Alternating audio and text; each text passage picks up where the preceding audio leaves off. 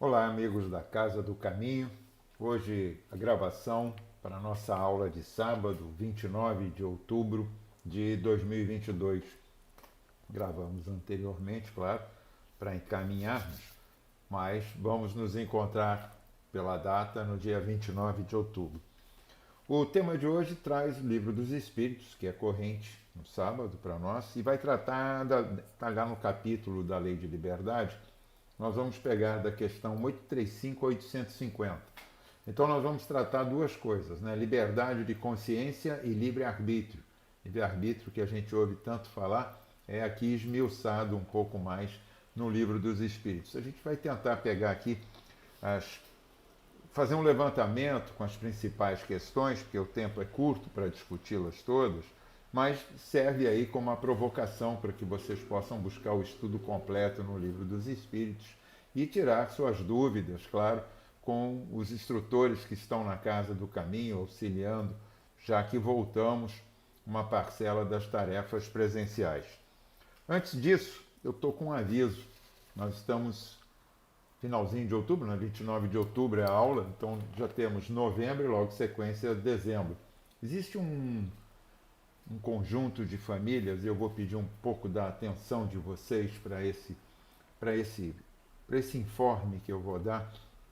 Existe um conjunto de famílias que são mantidos pela Casa do Caminho, auxiliados, na verdade, não mantidos, mas que têm nesse auxílio, que são as bolsas de alimento e essa bolsa especial de Natal, ah, um fator importantíssimo no suprimento de alimentos e de outros elementos tão importantes ao dia a dia, à vida, como, por exemplo, o material de higiene. É importante que a gente fique atento, porque eu sei que nesse momento a gente está, muitas pessoas com algumas dificuldades que foram criadas pós-pandemia ou durante a pandemia, questões financeiras que nos agravam e tudo. Mas assim, eu espero estar alcançando vocês num momento em que cada um de vocês possa efetivamente participar dessa contribuição. Se não na sua totalidade, cada bolsa, eu acho que está custando R$ 270 uma bolsa completa, um conjunto que vai ser entregue para essas famílias, na verdade, crianças, jovens, que vão estar sendo atendidos com um conjunto de roupa, com calçado, enfim, tudo que é necessário, minimamente necessário nesse momento para trajar e trazer algum conforto, alguma substância à vida desses jovens, desses adolescentes. Então, e crianças também. Então, uma atenção de vocês. Nós temos aqui o informe, tem conta corrente no Banco Itaú. Como é uma gravação, fica gravado, tá, gente? É só voltar um pouquinho, se passar. Então, Banco Itaú, agência 6021, e a conta corrente é 54311, dígito 8. Vou repetir, Banco Itaú, agência 6021, conta corrente 54311, dígito 8. Centro Espírita Casa do Caminho. Pode passar um Pix para lá também com o CNPJ. Facinho, é só entrar lá no site, entrar nas redes sociais, você pega o CNPJ da Casa do Caminho. Ou procura a Ana Paula, a Fátima Mendes, a Andréa Igreja ou a Juliana Garnier. Todas elas estão lá disponíveis na casa para atender a todos. Vamos assim, talvez, se a gente não possa chegar com o valor completo, a gente coloca um pouquinho de cada um, já faz uma bolsa. Isso vai ajudar muito. Você reúne, de repente, alguém da família, um vizinho, alguém que esteja buscando fazer alguma coisa. Eu acho que nós trouxemos dessa difícil lição desses 2 últimos anos que passamos por conta do início da Covid e todos os seus desdobramentos sociais, econômicos, financeiros, enfim, sanitários e de saúde mesmo, nós temos aí um aprendizado, o aprendizado da solidariedade. Solidariedade que nos modifica, solidariedade que nos nutre, solidariedade que nos dá uma orientação, solidariedade que nos contamina de um modo positivo. Então fica aí a dica, contribua Casa do Caminho, eu já falei a conta, é só voltar um pouquinho aqui a gravação, ou liga lá na casa, fala com a Ana Paula, com a Fatinha, com a Andréia ou com a Juliana e elas vão poder ajudar muito vocês em orientar vocês para essa contribuição. Vamos ao nosso estudo do Livro dos Espíritos, sem antes fazermos baixar aqui um pouco a nossa bola, baixar um pouco a nossa orientação.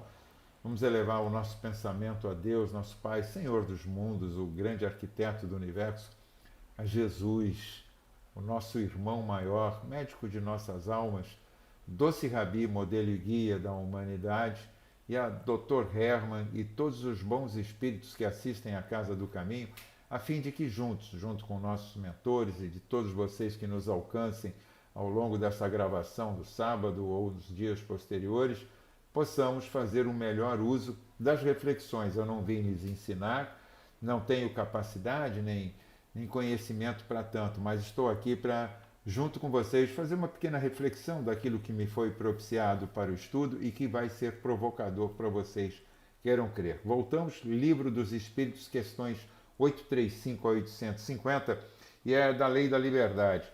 Para não parecer que eu não estou sendo didático, porque eu não tenho a capacidade didática, não tenho esse esplendor da didática, a gente vai levando, né?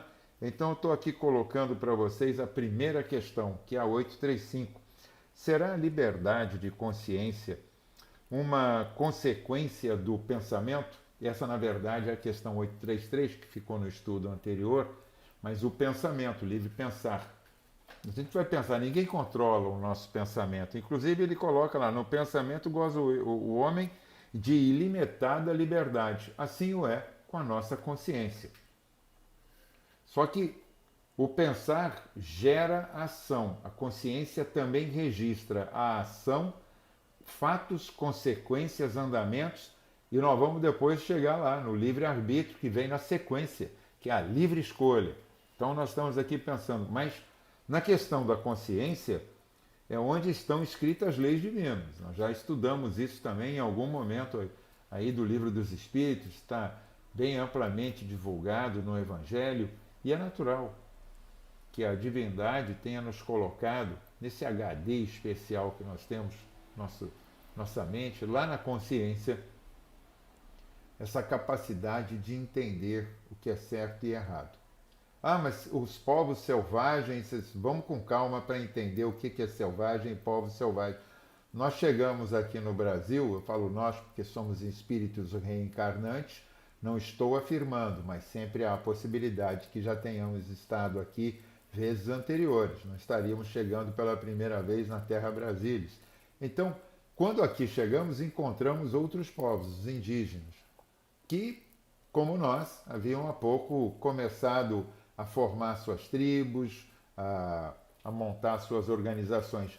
Eles possuíam um atraso em relação ao que era chamada a dita civilização, mas tinham muito e ainda têm muito a nos ensinar. Então, dentro desse momento, a gente já sabe o seguinte: não existe povo selvagem, existe uma questão de moralidade desenvolvida em aspectos de cada sociedade, mas todas já têm essa inscrição do que é certo e errado. Ninguém põe a mão no fogo porque sabe que queima. Ninguém enfia a cabeça num balde porque sabe que se afoga. Você não vai fazer mal para o outro achando que aquilo, se acontecer com você, não vai te causar nada. Daí a máxima cristã: fazei ao teu próximo aquilo que deseja para ti mesmo. E aí entra a consciência, que é uma questão importante. Ela tem esse lastro. Para Carl Jung, que é o psicanalista pós-Freud, ele coloca que, na verdade, a consciência é o resultado do nosso inconsciente, dos nossos arquétipos. Então, nesse inconsciente, saindo ali do estudo da psicanálise, nós poderíamos entrar que nós temos hoje na nossa consciência escrito o resultado de todas as nossas experiências passadas, pregressas. Bom, mas não é dito que na reencarnação a gente tem o esquecimento no cotidiano, no dia a dia, nas coisas acontecendo. Claro, isso é uma lei natural, é uma lei de justiça e a misericórdia. Nós trazemos o nosso inconsciente, que forma o nosso consciente, Nós trazemos o resultado dessas experiências passadas. Somos hoje o melhor resultado de todas as nossas participações, encarnados e desencarnados, nas vidas anteriores, fosse essa vida material ou não.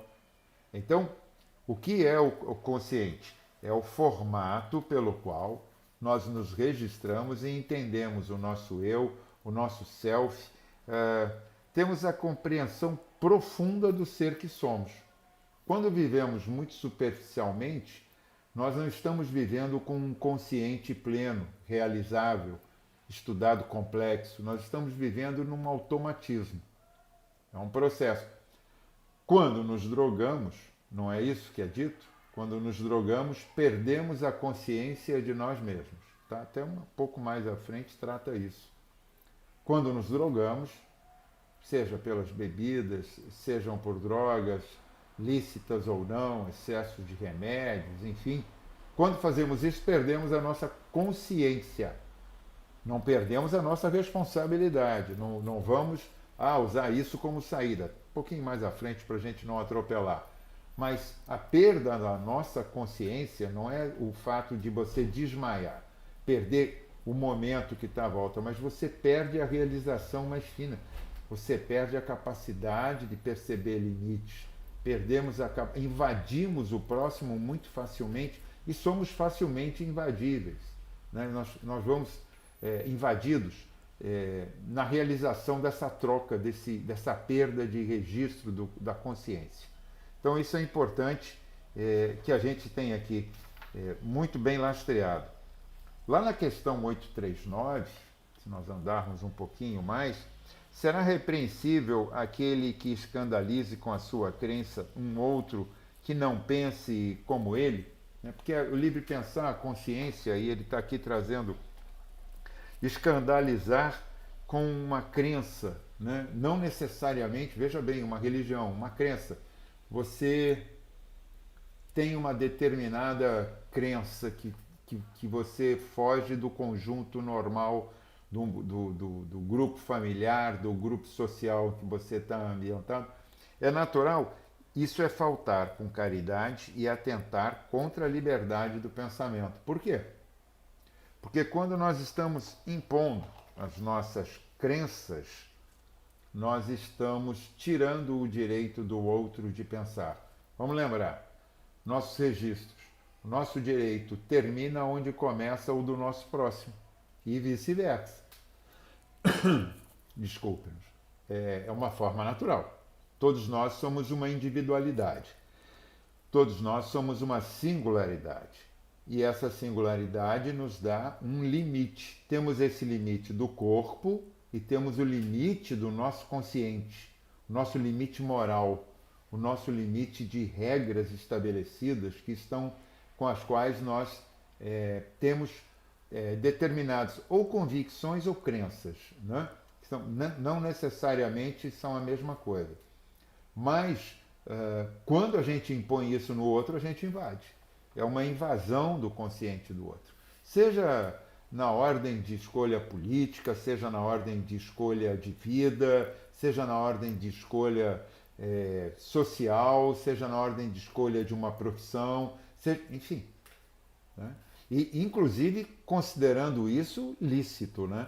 Porque é natural, tanto a lei divina quanto a lei do homem já nos mostra claramente o que é lícito e o que não é lícito, o que é possível, o que não é desejável.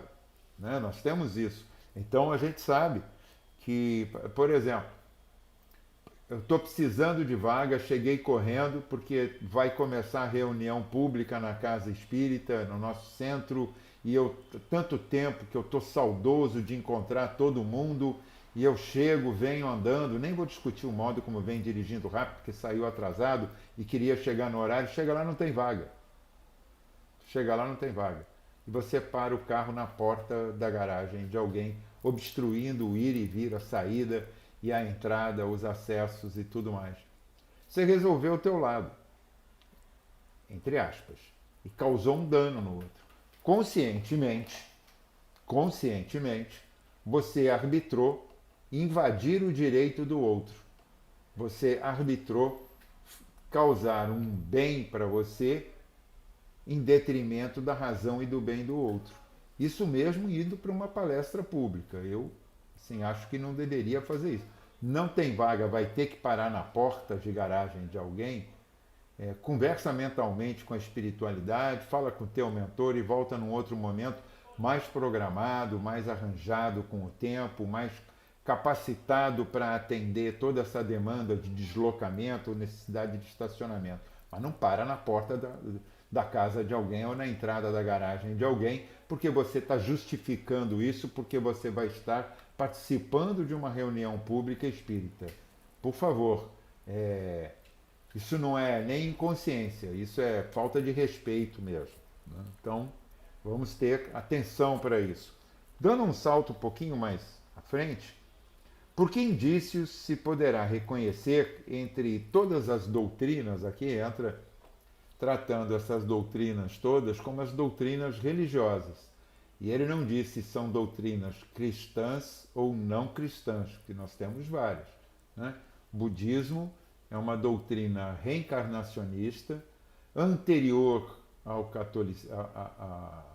ao judaísmo, anterior, dá desenvolvimento no hinduísmo, anterior ao cristianismo e muito anterior ao espiritismo. O budismo está lá atrás, no início da história da humanidade. Né? Nós vamos ter Cristo com 2000 anos atrás e vamos ter o livro dos Espíritos acontecendo há menos de 200 anos. Então tem uma diferença grande. Mas eles são reencarnacionistas, eles têm uma visão, trazem uma lei, uma regra de ouro também, de fazer as coisas respeitando o próximo, mas nesse momento, quando se está falando aqui em doutrinas espíritas, desculpe, em doutrinas cristãs ou não, ele não fala isso. Ele só diz aqui doutrinas que alimentam a pretensão de ser a expressão única da verdade. Aí não é uma questão de ser uma doutrina cristã ou não cristã. Aí é uma doutrina de orgulho, né? No meio das nossas doutrinas cristãs, infelizmente, por influência dos homens e não do Cristo, porque Jesus não deixou nenhuma religião determinada, segui a minha religião, vocês serão cristãos. Ele não fez isso. Deixou uma série de exemplos, um conjunto de exemplos, que formou naturalmente um conjunto de seres que passaram a entender aquele como um caminho de liberdade, como um caminho crível, como um caminho que lhes dava resposta a muitas coisas que antes não eram respondidas, que lhes trazia esperança, conforto, confiança, determinação, e se assim se formou o que se chama doutrina cristã primitiva. Né? Então, só lá pelo 3 séculos depois da sucumbência do Cristo em nossa vivência terrena, é que se monta um concílio e se determina a religião católica, e isso vai desenvolvendo um processo que raptam praticamente o Cristo na Idade Média e ele serve de bandeira na cruz para justificar tudo e todos os atos. Então, está aqui, né? Por que indícios se poderá reconhecer entre todas as doutrinas que alimentam a pretensão de ser a expressão única da verdade, o que tem direito de se apresentar como tal? Nenhuma. Ninguém tem o direito de se apresentar como a mais certa. Nós somos um conjunto de conhecimentos, nós somos um conjunto de experiências vivendo ao longo dessa jornada terrena, desde pouco mais de 12, 15 mil anos, nós vamos usar um dado que é mais usado, de 15 a 12 mil anos, nós como sapiens paramos, deixamos de ser errantes, caçadores e exploradores, andando em círculos em determinadas regiões ou até avançando mais, como pequenos descobridores e também salteadores, né? Porque já era do nosso formato guerrear para roubar e tirar do outro aquilo que não tínhamos, vamos levar em conta que era o formato, era assim, e paramos para nos estabelecer e de uma certa forma, domesticar o nosso ânimo íntimo, domesticar a terra para começar a produzir através dela e extrair, e domesticamos os animais que passaram a conviver conosco para a formação de uma rede de sustentação, de sustentabilidade. Se fala muito de sustentabilidade hoje, lá atrás era questão de sustentabilidade desses grupos que começaram a se formar, grupos que começaram a formar famílias, vilas, conjuntos, foram se desenvolvendo e chegamos hoje a quem somos. Ninguém tem razão de nada. Nós todos somos um conjunto de experiências que temos razões relativas aos nossos interesses. Por exemplo, nós espíritas acreditamos crivelmente na reencarnação. Temos explicação para isso. Muitos dos nossos irmãos, também de denominações cristãs, entendem a existência da alma, entendem a sobrevivência da alma após a extinção do corpo, mas não processam a reencarnação. Para eles há uma expectativa de um momento muito longínquo lá na frente em que, quando tudo acabar, tudo recomeça. É mais ou menos isso. O juízo final seria isso, né? Tudo termina para recomeçar. É um formato, é uma avaliação. Existe um pouco de dogma nisso, muito determinado, e que fragiliza e, ao mesmo tempo, estanca esse avanço, esse processo. Daí a pegada da doutrina espírita, né? De ser tão avançada, arrojada e de se adaptar à ciência. Né? Ela tem essa adaptabilidade à ciência.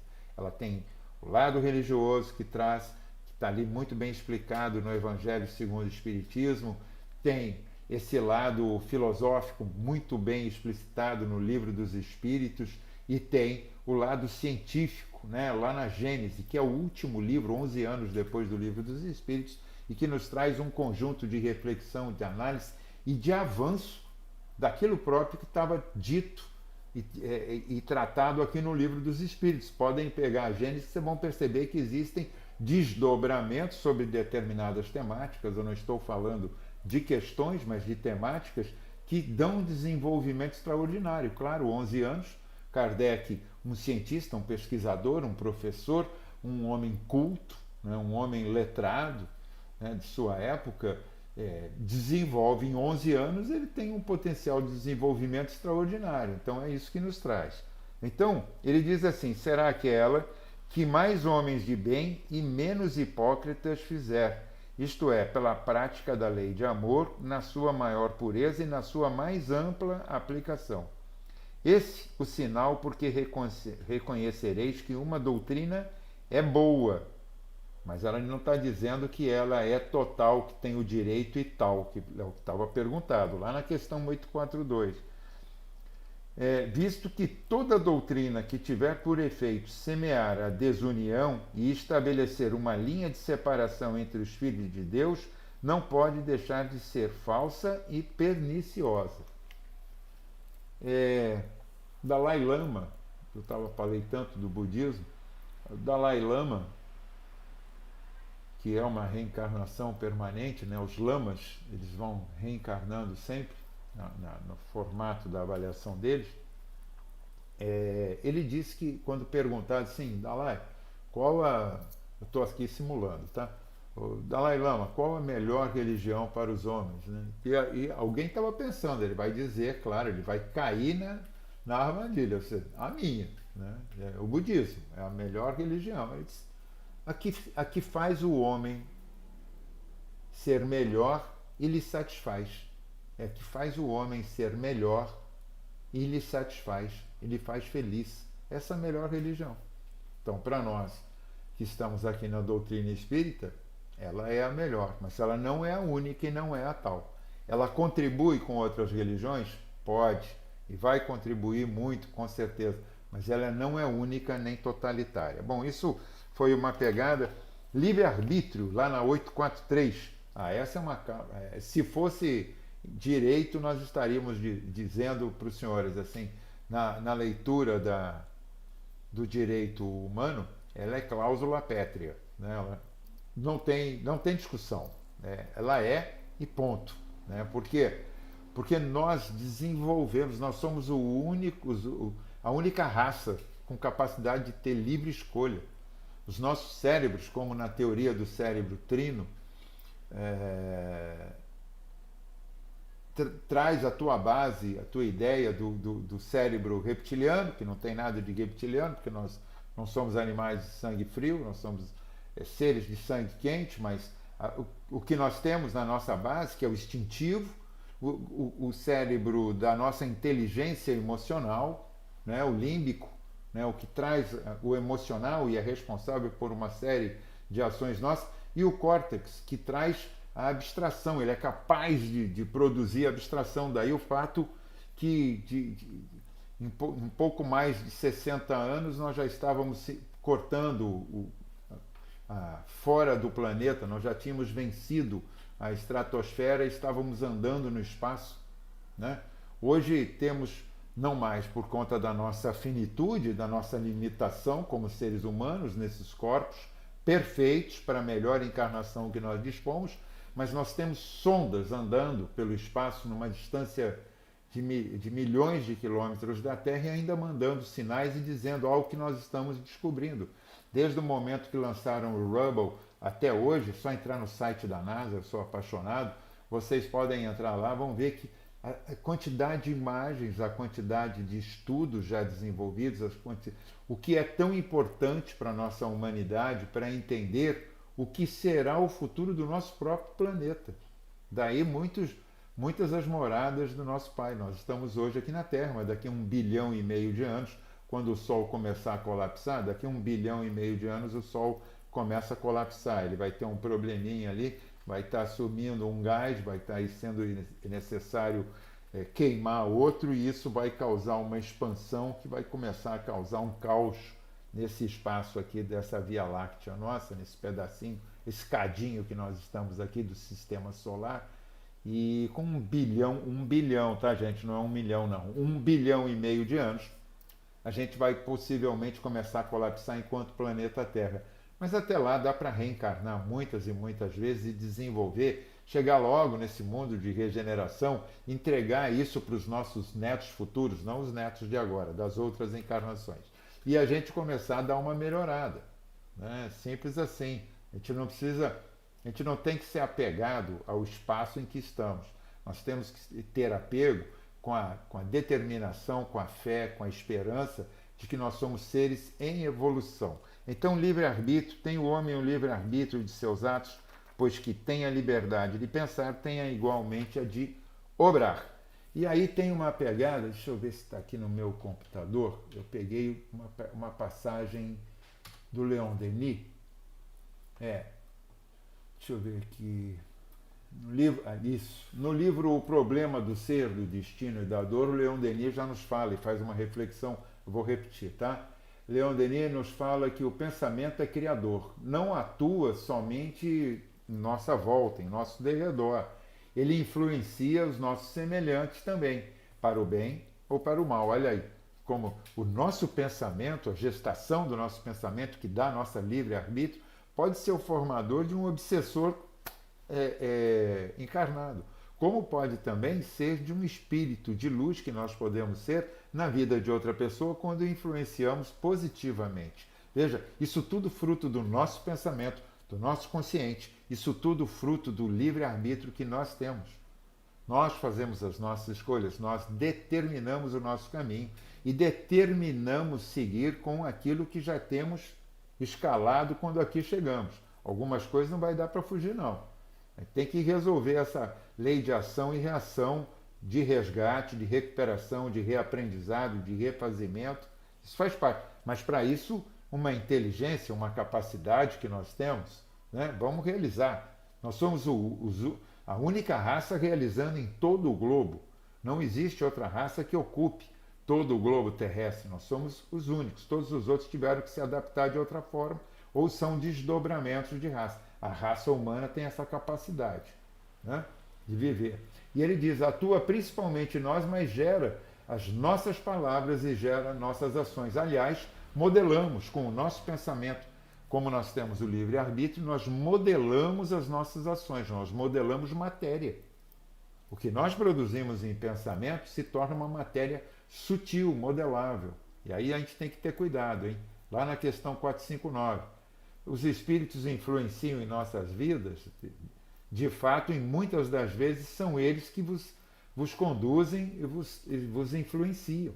Questão 459, vai lá olhar. Os espíritos atuam sobre isso. É nessa modelagem que nós fazemos do nosso livre pensar, das nossas livres escolhas, das nossas livres ações. Tudo isso é o livre-arbítrio. O livre-arbítrio é um conjunto que tem um início, um meio e fim. Né? Você pensa, vai para a realização e vê as consequências. Tudo isso está dentro de um processo do livre-arbítrio. Então, essa modelagem que nós fazemos é uma entrega para todos esses nossos irmãos que nos circundam nesse plano terreno, que estão ou não mais conveniados ao nosso modo de pensar. Portanto, o nosso pensamento determina as nossas companhias espirituais tanto quanto as nossas companhias carnais. Não é diga com quem você anda que eu vou dizer quem você é. Ao contrário, me diga quem você é, me mostra quem você é e eu já vou saber com quem que você realiza física e espiritualmente. Simples assim. Daí o fato do livre-arbítrio. Nós já estamos bem avançados aqui no nosso horário, já com 31 minutos, e aí só para finalizar, a posição social não constitui às vezes para o homem obstáculo à inteira liberdade de seus atos, desse livre-arbítrio. Existem alguns protocolos evidentes, existem algumas liturgias, alguns processos, existem algumas camadas, né? A monarquia era muito comum, mas você tem que saber o seguinte, você tem o livre pensar e a tua moralidade. Você não pode se esconder atrás disso. Não, eu sou o resultado do que os outros querem. Não, nós somos resultados das nossas escolhas. Ponto. Então, entre o pensar, a capacidade de consciência e o livre-arbítrio, nós damos o resultado da presente modelagem que somos agora. Essa modelagem física, a modelagem do nosso pensamento, a modelagem com quem nós nos associamos, encarnados e desencarnados. Bom, chegamos aqui ao fechamento da nossa aula, que não, nós somos aqui apenas um facilitador, eu repito, um provocador, aquele que tentamos de alguma maneira entregar para vocês, facilitar a vocês essa condução na ida do Livro dos Espíritos. Hoje falamos aqui entre a questão 835 e 850, fizemos uma passagem rápida, pelo que eu espero que todos vocês possam buscar no livro mais profundamente e nos cursos da casa que certamente começarão a se desdobrar. Mais uma vez, o nosso muito obrigado pela oportunidade.